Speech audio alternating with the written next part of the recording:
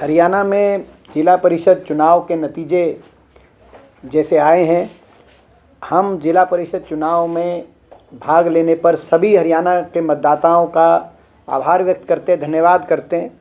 और जो नतीजे आए हैं उसमें स्पष्ट संकेत हरियाणा के मतदाता ने एक बार फिर दिया है कि हरियाणा का मतदाता बदलाव चाहता है और एकमात्र विकल्प कांग्रेस पार्टी की रूप में एकमात्र विकल्प की तरफ वो देखता है। इन चुनाव के अंदर 411 वार्ड्स पर चुनाव हुआ, जैसा कि आपको जानकारी है। और इन 411 वार्ड्स में भारतीय जनता पार्टी ने, आम आदमी पार्टी ने, इनेलो ने अपने सिंबल पे ये चुनाव लड़ा। भारतीय जनता पार्टी के मात्र 22 पार्षद जीत के आए 411 वार्ड पे। इसी प्रकार से आम आदमी पार्टी के 14 और आईएनएलडी के, इनेलो के मात्र 13 पार्षद जीत पाए 411 पार्षदों में। और वोट प्रतिशत की बात करें तो बीजेपी को मात्र 5.1% वोट मिली, आम आदमी पार्टी को 3%, आईएनएलडी को 3% और बहुजन समाज पार्टी को 2%। यानी कि 88% मतदाताओं ने, हरियाणा के मतदाताओं ने निर्दलीय उम्मीदवारों को अपना मत दिया। लगभग इन निर्दलीय उम्मीदवारों में से और जो जीते हैं, जो पार्षद बने निर्दलीय, उनमें से बहुत बड़ी संख्या में कांग्रेस के समर्थित या कांग्रेस के हमारे कार्यकर्ता शामिल हैं। जो नतीजे आए हैं, एक बार फिर नतीजों ने दिखाया है कि हरियाणा के अंदर बड़े बहुमत से लोगों ने भारतीय जनता पार्टी की सरकार को, बीजेपी जेजेपी सरकार को नकारने का काम किया है। भाजपा सरकार के बड़े बड़े मंत्रियों के परिजनों को हार का मुंह देखना पड़ा है, सांसदों के परिजनों को हार का मुंह देखना पड़ा है, जेजेपी के प्रदेश अध्यक्ष से लेकर जेजेपी के मंत्रियों के परिजनों को भी हार का मुंह देखना पड़ा है। यहाँ तक कि जेजेपी के आज प्रदेश अध्यक्ष निशान सिंह जी का बयान है कि मेरे परिवार में कोई हारा है तो क्या हुआ, भाजपा के भी लोगों के परिवारों में से लोग हार गए हैं। तो ये स्थिति आज हरियाणा के अंदर आई है। तो हम लोगों का धन्यवाद करते हैं कि लोगों ने बीजेपी जेजेपी को नकारने का काम किया है और साथ में जो बाकी जो अन्य दल थे, आम आदमी पार्टी, इनेलो, बहुजन समाज पार्टी, उन सबको भी नकारा। और जो निर्दलीय उम्मीदवारों को, प्रत्याशियों को जिताया है, उसके लिए हम धन्यवाद करते हैं। सारे जो जीते हैं पार्षद, उनको बहुत बहुत शुभकामनाएं। दीपेंद्र जी, ये बता दीजिए कि आपने कहा कि निर्दलीय उम्मीदवारों में कांग्रेस की बहुत बड़ी तादाद है। 411 में आपने नंबर वो तो बता दिया जो आम आदमी पार्टी, बीजेपी और दूसरी पार्टियों ने जीता है। निर्दलीय उम्मीदवारों में कितने ऐसे होंगे जो कांग्रेस समर्थित या कांग्रेस के कार्यकर्ता हैं, क्योंकि आप लोग को तो आइडिया रहता है। देखिए, हमारा ये मानना है कि प्रारंभिक तौर से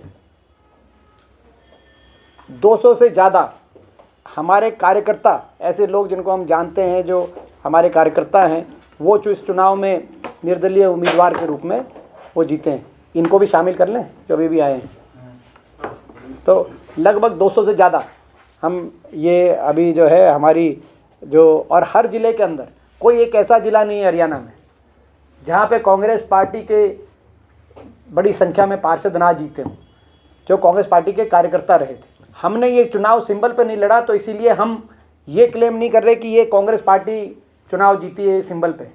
मगर जो आज हम इतने आज ऊर्जा में जो आए हैं, उसका कारण ये है कि ये संकेत, इस नतीजे का इस नतीजे से एक दिखाई देती है बात कि लोगों ने सरकार को दोबारा से रिजेक्ट किया, बीजेपी जेजेपी को रिजेक्ट किया, क्योंकि उन लोगों ने सिंबल पे लड़ा था। पहली बात तो भारतीय जनता पार्टी को 411 प्रत्याशी ही नहीं मिले सिंबल पे चुनाव लड़ने योग्य। उन्होंने सिंबल देने का बहुत प्रयास किया और उनका आंकड़ा मेरे ख्याल 100-125 तक सीटों पे उन्होंने सिंबल पे चुनाव लड़ने का अपना सिंबल दे पाए, जिसमें से 22 ही केवल उम्मीदवार जीतते हैं। तो सरकार के लिए इतना बड़ा झटका, मैं नहीं मानता कि इतना बड़ा झटका जब से सरकार ये बनी है, इतने बड़े बहुमत में लोगों ने सरकार के उम्मीदवारों को हराने का काम, चाहे निकाय के चुनाव आए हों, चाहे वो लोकल बॉडी के पंचायत के चुनाव आए हों, चाहे वो मेयर के चुनाव, हमारे 3-4 बार चुनाव होते हैं हरियाणा में, जैसे कि आपकी जानकारी है। लेकिन इससे ये स्पष्ट है कि ग्रामीण अंचल में लोग बदलाव चाहते हैं। और जो आदमपुर का नतीजा आया था, ये उसी के आप जो है अगला एपिसोड इसको मान सकते हैं। वो आदमपुर का जो नतीजा जिस दिशा में संकेत दे रहा था। भारतीय जनता पार्टी में जाने के बाद कुलदीप बिश्नोई जी का मार्जिन आधा हो गया था। कांग्रेस में वो 30,000 से ज़्यादा से जीते थे, यहाँ वो 14,000 से जीते, 15,000 से जीते और कांग्रेस का वोट शेयर बहुत बढ़ गया था। 52,000 वोट हमें मिली, 42% हमारा वोट शेयर आया आदमपुर में 1 महीने पहले। आप इन चुनाव के नतीजे को, इन परिणाम को भी उसी बैकड्रॉप में आप देखिए तो एक स्पष्ट हरियाणा संकेत आ रहा है कि हरियाणा के लोग भाजपा जजपा सरकार को नकार चुके हैं पूरी तरीके से और बदलाव चाहते हैं। आप इमेजिन करिए, बीजेपी ने सिंबल पे लड़ा चुनाव, मात्र 5.1% वोट आई भाजपा की, यानी कि 95% लोगों ने भाजपा के खिलाफ मतदान किया, जिसमें से 88% लोगों ने निर्दलीय उम्मीदवारों को के पक्ष में, क्योंकि कांग्रेस ये चुनाव कभी सिंबल पे चुनाव चिन्ह पे नहीं लड़ती, क्योंकि हमारी शक्ति है ग्रामीणांचल, हमारे लगभग सारे विधायक ग्रामीणांचल से हैं। हम अपनी शक्ति को विभाजित नहीं कर सकते, हम 2 उम्मीदवारों को का चयन करके एक को दूसरी कहीं नहीं जाए, तो इसीलिए हम लगभग निष्पक्ष रहते हैं और जहाँ पर स्थानीय हमारे नेता ज़रूर किसी न किसी का समर्थन करते हैं और उसी आधार पर मैं कह रहा हूँ कि 200 से ज़्यादा ऐसे प्रत्याशी जीते हैं जिसने हमारे स्थानीय नेताओं ने जिनका समर्थन किया है। लेकिन पूर्ण जो परिणाम ओवरऑल जो आया है वो एक बदलाव का परिणाम आया है। ओवरऑल परिणाम इस सरकार के लिए एक बड़ा झटका है। इस सरकार के बड़े बड़े मंत्री, जब आप जानते हो, नायब सैनी जी के परिवार की बात हो, चाहे वो रामकरण काड़ा के परिवार की बात हो, चाहे वो अनूप धानक के परिवार की बात हो, चाहे वो निशान सिंह के परिवार की बात हो, बड़े बड़े बीजेपी के जेजेपी के मंत्रियों के सांसदों के परिजन जिस तरीके से बुरी तरह लोगों ने नकारने का काम उनको किया, ये एक संकेत इस बात का है कि जो है लोग बदलाव चाहते हैं। 2024 कहीं सिंबल पे लड़ना चाहिए था क्या स्ट्रैटेजी में? नहीं, हमारी कांग्रेस पार्टी की बहुत ही ये सफल रणनीति का हिस्सा है, क्योंकि हम हरियाणा के ताने बाने को जानते हैं। हम कहीं जो है ये हरियाणा की कांग्रेस पार्टी की रणनीति हरियाणा में बैठ के बनती है, कहीं और से नहीं बनती। हम हरियाणा के ताने बाने को जानते हैं और हमारी शक्ति ग्रामीणांचल में छुपी हुई है। हम अपनी शक्ति को में के बंटवारे को नहीं देखना चाहते, हम शक्ति को विभाजित होते हुए नहीं देखना चाहते। हमारे 2 अगर उम्मीदवार हमारे टिकट मांगते हैं तो या कहीं 3 मांगते हैं, कहीं 4 मांगते हैं, तो हम उनमें से एक का चयन करके इस हमारी जो शक्ति है वो भाजपा को सत्ता से बाहर करने में हम संगठित रखना चाहते हैं।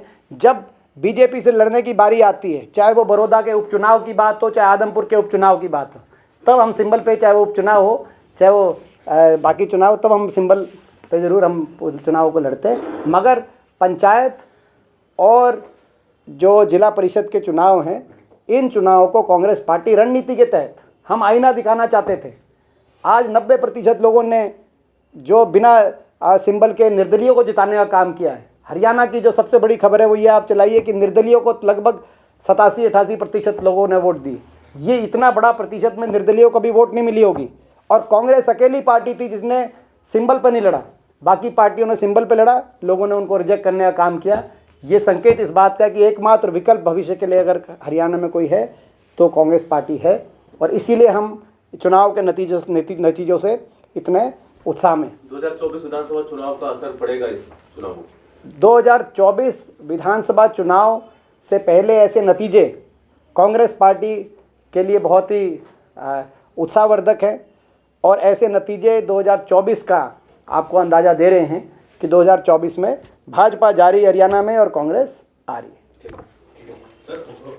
आम आदमी पार्टी भी सिंबल पे, हाँ, 3% वोट।